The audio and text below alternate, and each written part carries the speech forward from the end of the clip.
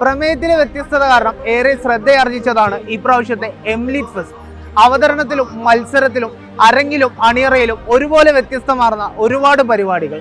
എന്നാൽ ഇപ്രാവശ്യത്തെ എംലിറ്റ് ഫെസ്റ്റിനെ കൂടുതൽ വ്യത്യസ്തമാക്കുന്നത് അവരുടെ ഏറ്റവും പുതിയ അപ്ഡേറ്റഡ് ആയിട്ടുള്ള ഫുള്ളി ഓട്ടോമേറ്റഡ് ആയിട്ടുള്ള മത്സര രീതിയാണ്. ഒരുപക്ഷെ കേരളത്തിലെ ദാവ ഫെസ്റ്റുകളിൽ ഇതാദ്യമായിട്ടായിരിക്കും ഒരു മത്സരം ഫുള്ളി ഓട്ടോമേറ്റഡ് ആയിട്ടുള്ള ഒരു സിസ്റ്റം ബേസ് ചെയ്ത് നടക്കുന്നത്.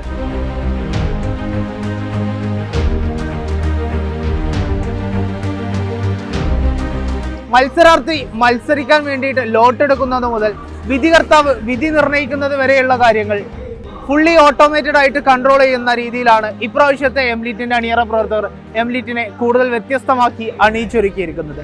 നമുക്ക് എംലിറ്റിന്റെ ബാക്കി വിശേഷങ്ങളിലേക്ക് കടക്കാം.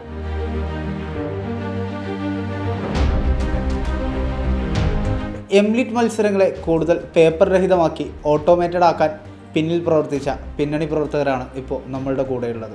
നമുക്ക് അവരോട് തന്നെ കൂടുതൽ വിശേഷങ്ങൾ ചോദിക്കാം. ഇങ്ങനൊരു ആശയം വരാൻ കാരണം എംലിറ്റ് പരിപാടി പ്ലാൻ ചെയ്ത അതേ സമയം തന്നെ നമ്മുടെ ഇതിൻ്റെ അധികാരികൾ നമ്മോട് കോൺടാക്ട് ചെയ്തിരുന്നു.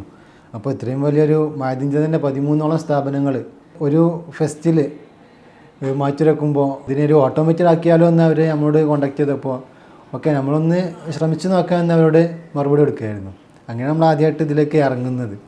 അപ്പോൾ കംപ്ലീറ്റ്ലി പേപ്പർലെസ് ആയിട്ട് എങ്ങനെ ചെയ്യാം എന്നുകൂടി അവർ നമ്മളോട് ചോദിച്ചിരുന്നു. അപ്പോൾ അതിനുള്ളൊരു സൊല്യൂഷൻ നൽകാണ് നമ്മളിങ്ങനെ ഒരു ഇൻ്റർ കോളേജിയേറ്റ് ഫെസ്റ്റിന് വേണ്ടിയിട്ടുള്ളൊരു സോഫ്റ്റ്വെയർ ഒരു സിസ്റ്റം തന്നെ നമ്മൾ ഡെവലപ്പ് ചെയ്തെടുത്തിട്ടുള്ളത്. ഏകദേശം 15 ദിവസത്തോളം ഏകദേശം ഒരു 4 പേര് ഡേ നൈറ്റ് വർക്ക് ചെയ്തിട്ടാണ് ഇങ്ങനൊരു സിസ്റ്റം ഡെവലപ്പ് ചെയ്തെടുത്തിട്ടുള്ളത്. അത് 4 പേര് ഫുൾ ടൈം ഇവിടെ അവൈലബിൾ ആയിട്ട് അവർ വർക്ക് ചെയ്തിട്ടുണ്ട്. 4 പേരിനും പുറമെ ഇതിനെ ഇൻഡയറക്റ്റായിട്ട് പലരും ഇതിലേക്ക് ഹെൽപ്പ് ചെയ്തിട്ടുണ്ട്. അവിടെയൊക്കെ അങ്ങനെ ഒരു വലിയൊരു കമ്മ്യൂണിറ്റിയാണ് ഇതിനെ ബിൽഡ് ചെയ്തിട്ടുള്ളത് എന്ന് പറയാൻ പറ്റും. അവരുടെ എഫേർട്ടിൻ്റെ ഒരു ഫലമാണ് ഇങ്ങനൊരു സിസ്റ്റം. ഒരു മത്സരാർത്ഥി ലോട്ടെടുക്കുന്നത് മുതൽ വിധികർത്താവ് വിധി നിർണ്ണയിക്കുന്നത് വരെയുള്ള കാര്യങ്ങൾ ഓട്ടോമേറ്റഡ് ആണ്. അങ്ങനെയാണെങ്കിൽ ഇതിൻ്റെ ഒരു പ്രോസസ്സ് അല്ലെങ്കിൽ ഇതിൻ്റെ ഒരു പ്രവൃത്തി ഏതൊക്കെ രീതിയിലാണ്, ഏതൊക്കെ സ്റ്റെപ്പുകളിലൂടെയാണ് എന്നുള്ളതൊന്ന് വിവരിക്കാൻ പറ്റും. ഒരു ഫെസ്റ്റിന് വേണ്ട ഒരുപാട് റോളുകളുണ്ട്. Team manager, judge, result manager, green room തുടങ്ങി എന്തൊക്കെ ആവശ്യമുണ്ടോ അതിലൊക്കെ പ്രത്യേകം യൂസർ നെയിമും പാസ്വേഡും കൊടുത്ത് അവർക്കൊക്കെ പ്രത്യേക ലോഗിനും കൊടുത്ത് ആണ് ഇത് പ്രവർത്തിക്കുന്നത്. ഓരോ റോളുകളും എന്തൊക്കെ ചെയ്യുന്നോ അത് കൺട്രോൾ റൂമിലേക്ക് നമുക്ക് അവൈലബിൾ ആണ്. അങ്ങനെ മൊത്തത്തിലൊരു അഡ്മിൻ നിയന്ത്രിക്കുന്ന രീതിയിലാണ് ഇത് ക്രിയേറ്റ് ചെയ്യപ്പെട്ടിട്ടുള്ളത്. ഓരോ റോളുകളും ചെയ്യുന്ന അപ്ഡേഷൻസ് റിയൽ ടൈമിൽ തന്നെ കൺട്രോൾ റൂമിൽ അഡ്മിൻ പാനലിൽ ലഭിക്കുന്ന രീതിയിലാണ് സോഫ്റ്റ്വെയർ ഡെവലപ്പ് ചെയ്തിട്ടുള്ളത്. ഒരു പരിപാടി നമ്മൾ തുടങ്ങുന്ന സമയത്ത് നമ്മൾ പ്രോഗ്രാമിന് പല സ്റ്റാറ്റസുകളാണ് നമ്മുടെ സോഫ്റ്റ്വെയറിലുള്ളത്. ഡിഫോൾട്ടായിട്ട് അത് തുടങ്ങിയിട്ടില്ല എന്ന് സൂചിപ്പിക്കുന്ന നോട്ട് സ്റ്റാർട്ടഡ് എന്ന സ്റ്റാറ്റസിലായിരിക്കും ഉണ്ടാവുക. ഒരു പരിപാടി തുടങ്ങാനാവുമ്പോൾ നമ്മളത് റിപ്പോർട്ടിംഗ് എന്ന സ്റ്റാറ്റസിലേക്ക് മാറ്റും. ആ സമയം അപ്പോൾ മാത്രമാണ് ആ സ്റ്റേജുമായി ബന്ധപ്പെട്ട ഗ്രീൻ റൂമിലേക്ക് അതെത്തുക. അതായത് ആ ഗ്രീൻ റൂമിലുള്ള ആളുകൾക്ക് ഈ പരിപാടിക്കുള്ള കുട്ടികളുടെ ലിസ്റ്റ് ലഭിക്കും. അപ്പോൾ ആ പരിപാടി പങ്കെടുക്കാനുള്ള ആളുകൾ ആ ഗ്രീൻ റൂമിൽ വരികയും ശേഷം നമ്മൾ സാധാരണഗതിയിൽ ട്രഡീഷണലായി നമ്മൾ സൈൻ ഇൻ ഷീറ്റൊക്കെ ഉപയോഗിക്കും.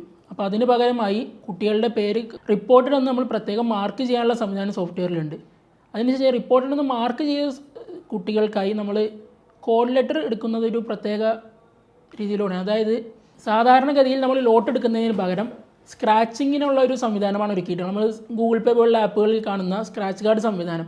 സ്ക്രാച്ച് ചെയ്യുന്നതോടുകൂടി ആ കുട്ടിയുടെ കോഡ് ലെറ്റർ നമ്മുടെ സംവിധാനത്തിൽ രേഖപ്പെടുത്തപ്പെടും. ഗ്രീൻ റൂമിൽ നമ്മൾ പരിപാടി തുടങ്ങിയതായി രേഖപ്പെടുത്തി കഴിഞ്ഞാൽ ഈ പരിപാടിക്കായി അസൈൻ ചെയ്തിട്ടുള്ള ജഡ്ജസിൻ്റെ ഫോണുകളിലേക്ക് അത് ലഭിക്കും. അതായത് ഇന്ന കോഡ് ലെറ്റർ, ആ കോഡ് ലെറ്ററിന് ഇത്ര മാർക്ക് എന്ന് രേഖപ്പെടുത്താനുള്ള സംവിധാനം ജഡ്ജസിൻ്റെ ഫോണുകളിലുണ്ട്. ജഡ്ജസ് ഈ മാർക്ക് രേഖപ്പെടുത്തുന്നതോടുകൂടി പിന്നെ ആ മാർക്ക് നമ്മുടെ അഡ്മിൻ പാനലിൽ ലഭിക്കുന്നതാണ്. ഈ അഡ്മിൻ പിന്നെ അത് കൺഫൈൻ ചെയ്താൽ മാത്രം അത് പബ്ലിക്കായി പുറത്തുപോയി റിസൾട്ട് പബ്ലിഷ് ചെയ്യുന്ന സ്റ്റാറ്റസിലേക്ക് വരും. ഈ ഒരു സംവിധാനത്തിലൂടെയാണ് മുഴുവൻ പരിപാടികളും നടന്നു പോകുന്നത്.